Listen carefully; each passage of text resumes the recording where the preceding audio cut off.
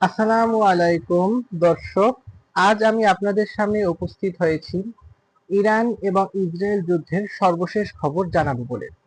আপনারা জানেন যে গতকাল ইরান এবং ইসরায়েলের মধ্যে যুদ্ধ শুরু হয়েছে। যুদ্ধটা শুরু হয়েছে, ইসরায়েল গতকাল লেবাননের রাজধানী বৈরুতে হামলা চালিয়েছিল এবং ইরান আগেই ঘোষণা দিয়েছে যে ইসরায়েল যদি লেবাননে হামলা চালায় তবে আমরাও হামলা চালাবো। এই হামলার শক্ত জবাব দিতেই মূলত ইরান ইসরায়েলে উত্তর ইসরায়েলে সাধারণত যেখান থেকে লেবাননে হামলা চালানো হয় সাধারণত উত্তর ইসরায়েল থেকে, ওই উত্তর ইসরায়েলের যে হামলা চালানো হয়েছে, দফায় দফায় হামলা চালানো হয়েছে। মোট ৬টি দফায় হামলা চালানো হয়েছে, ১০টির মতো ক্ষেপণাস্ত্র।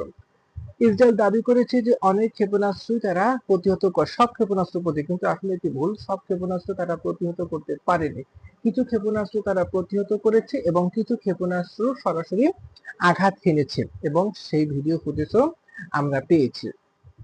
তো এই ক্ষেপণাস্ত্র সবকিছু তারা প্রতিহত করতে পারেনি। পরে ডোনাল্ড ট্রাম্প ইসরায়েলের প্রধানমন্ত্রী নেতানিয়াহুকে অনুরোধ করেছিল যে আর যত হামলা না চালায় ইসরায়েল, কিন্তু ইসরায়েলের প্রধানমন্ত্রী তারা বিরোধী দলের চাপে তারা ইরানে হামলা চালিয়েছে। ইরান তার প্রতিবাদে আবার হামলা চালায় এবং এবার শুধু ইরান হামলা চালায়নি, এবার ইরানের সাথে যুক্ত হয়েছে ইয়েমেন, ইয়েমেনের সশস্ত্র বিদ্রোহী সংগঠন হুতিরা, এবং তারাও একযোগে ক্ষেপণাস্ত্র হামলা চালিয়েছে ইসরায়েলে।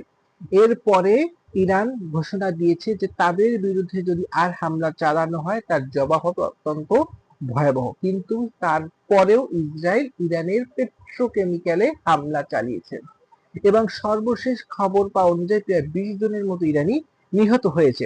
তো এরপরে ইরান এবং ইয়েমেনের সশস্ত্র সংগঠন গোষ্ঠী হুতিরা বাবেল মানদেব ইসরায়েলিদের জন্য বন্ধ করে। তারা স্পষ্ট ভাষায় জানিয়ে দিয়েছে যে লোহিত সাগরে ইসরায়েলের কোনো জাহাজ চলাচল করতে পারবে না এবং বাবেল মানদেবের জন্য ইসরায়েলিদের জন্য সামরিক এবং বেসামরিক সকল জাহাজ চলাচল ইসরায়েলিদের জন্য বন্ধ করে দেওয়া হয়েছে এবং এবং ইরানও ইসরায়েলের যে পাওয়ার প্ল্যান্টে পেট্রোকেমিক্যালে হামলা চালিয়েছে।